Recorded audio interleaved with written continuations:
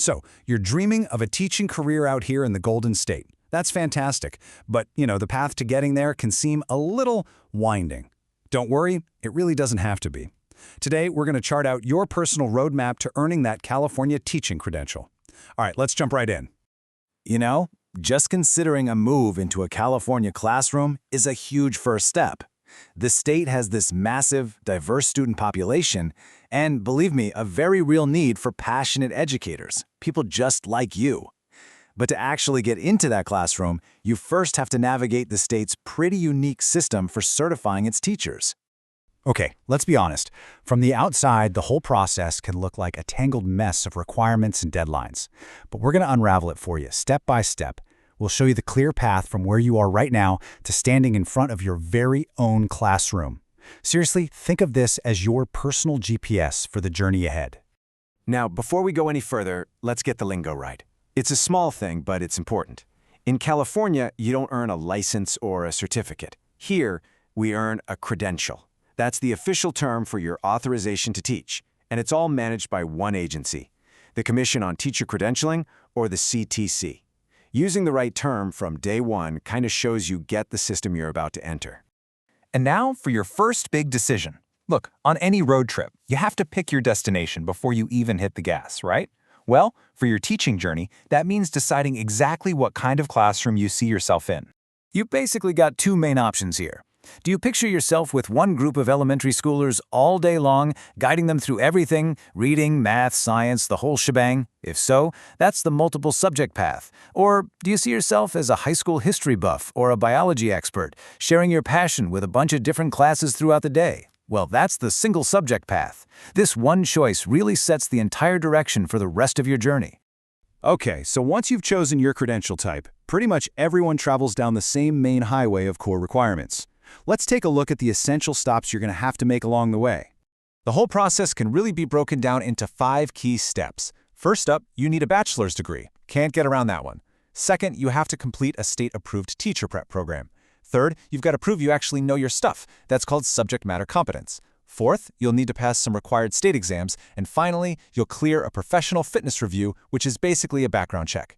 Each step methodically builds on the one before it. All right, pause for a second. This is a critical update. If you're aiming for that multiple subject credential, you're going to want to listen to this very closely. The rules for proving your skills in teaching literacy are changing, and this is super time sensitive.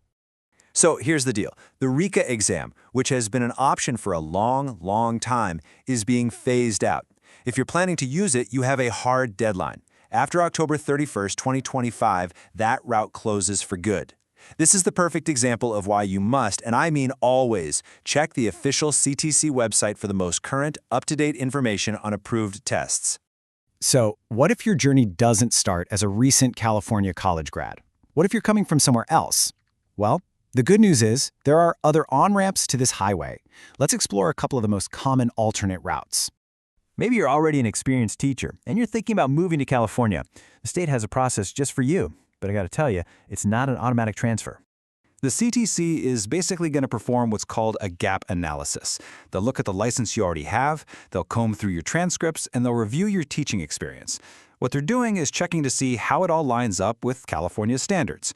You might find you're totally set, or you might have to complete a few California-specific requirements to get your credential. And here's another really important pathway. If you've been teaching in the private school system for a while, that experience can be a huge asset in your journey to getting a public school credential. This right here is the magic number, 6. 6 or more years of full-time teaching at a regionally accredited private school can open up a specific pathway to a California credential. Now, it doesn't waive every single requirement, but it absolutely recognizes your valuable classroom experience. All right, you've completed your program, you've passed your exams, you've submitted your application. You are in the final stretch. But in California, getting your first credential is just the beginning of a 2-stage process. So, most new teachers start with what's called a preliminary credential. Think of it like a learner's permit. It's valid for 5 years, and it gets you into the classroom. During that time, you'll complete an induction program, which comes with mentorship and support. That then leads to your clear credential, which is the full, renewable professional license. It's really a system designed to support you as you launch your new career. You know, a line from the source material really sums this all up perfectly. It says, teacher certification is both a gateway and a roadmap. It's not just a series of hoops you have to jump through. It's a gateway that makes sure our teachers are high quality, and it's a roadmap that guides your own development from just a candidate into a real career professional. If you take away just one single thing from all this, please let it be this. Policies, exams, and requirements, they can and they do change. Blogs and forums can be out of date. The CTC's official website is your single source of truth. It's your true north for this entire journey. Bookmark it. Seriously. So now you have the map. You know the main routes, you know about the alternate paths, and you know the final destination. The only question left is, what's your first step going to be?